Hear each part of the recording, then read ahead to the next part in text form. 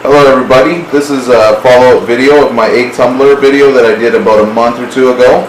There's been a lot of positive feedback and a lot of questions asking me, basically how did I find the egg tumblers to work, what's been my success rate, how quickly do the fry develop, and so on. So basically, as you can see in this video, very basic design. I have to say I'm very, very pleased with using them. Since then I've ordered probably about another 5 or 6 egg tumblers. So like I said, they really do cut down on fish tank room.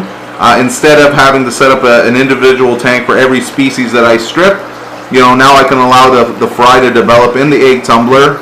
And obviously once the fry are free swimming, then I can release them into another holding tank and raise them with some other fry and introduce them at the same time, which makes a lot easier and really lowers the aggression rate. Because even any of you that have kept cichlids and even raising fry that are 2 weeks older than some other fry that have finally developed and introducing them, a lot of times there's aggressive issues. Even the small fry that are 2 weeks older tend to pick on or kill the newly introduced fry. So this way, like I said, I can get a few of these tumblers going at the same time, and then once everything's developed, I can introduce them all together, and that way I can avoid any aggression issues. So obviously I can keep my live rate up and my success rate's a lot better. So as you can see, everybody seems to be pretty happy. There's about 20 fry in here. These are Neketanga red tops. I stripped this female, I would say about a week ago. So the fry are a little more developed than what they were when I stripped the female. That said, sometimes people, again, they think that, once they see the female with a mouthful of eggs that they have to strip them, immediately. I have found that actually letting the female swim around for maybe 7 to 10 days with a mouthful, increases the success rate and obviously fertilization rate of the fish. So for example, what I was doing in the beginning, I would see a female carrying eggs. I'd strip them within 3 to 4 days, but I found that a good percentage of the eggs were unfertilized, maybe 30, sometimes up to 50%.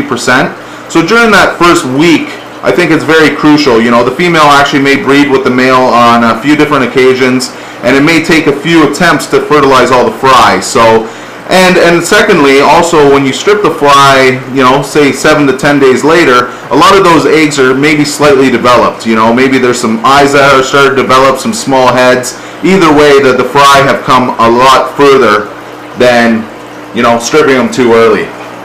That said, I have a few other tumblers going at the same time. As you can see here, this is some red cap Nadumbi fry, some Maison Reef Chilumba fry, and some very popular red by red fry. Either way, like I said, this is cut down on a whole bunch of space. It's amazing how many babies you can raise in just a simple tumbler like this. There's probably about 25 fry in this tumbler alone. The Chilumba zebra right here, this is actually, I'm very excited about this. It's basically 2 years in the making from the group that I have. They finally bred. Again, in this case, I did strip the female too early because I had a tendency with that female that she would swallow the eggs. So I figured, I better strip her sooner than later before I lose everything. And about half this batch basically was unfertilized. So there was probably about 14 to 15 eggs that I stripped, and as you can see, maybe 6 or 7 fry in total development. I've also noticed though too, if you want to increase the rate of your fry's development, I figured that a lot of it can be influenced also by the flow rate that comes through the egg tumbler.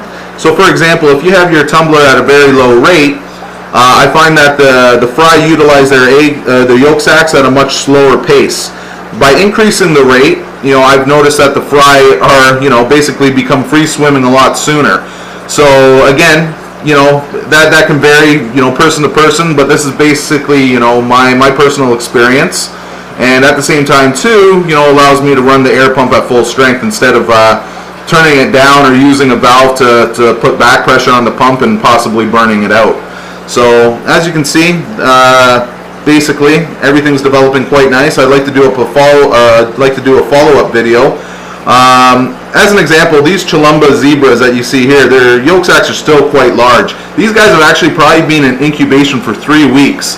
The Chilumba zebra is obviously the giant of the species, and maybe that said, you know, they had very large eggs to start with. I've noticed obviously with the smaller version of the same species like the red by reds, their eggs were not quite as large as the Chilumbas. Red caps, for example, they're considered to be a dwarf African species, and their eggs, again, you know, quite a bit smaller too. So I noticed depending on the species, you know, the larger the species, there tends to be a size difference, you know, between them and other species, and obviously it's comparable with the eggs too that they carry. So yeah, it's very interesting, very neat. You know, obviously I don't have as much experience with these tumblers as maybe some other people do, but you know, doing this now for a little bit and having a very good high success rate with the fry, I found that just certain little techniques and tweaks have made all the difference. I'd like to do, like I said, another follow-up video hopefully within a week, and I'd like to just show you everybody the progression of the fry. Talk to you soon. Bye.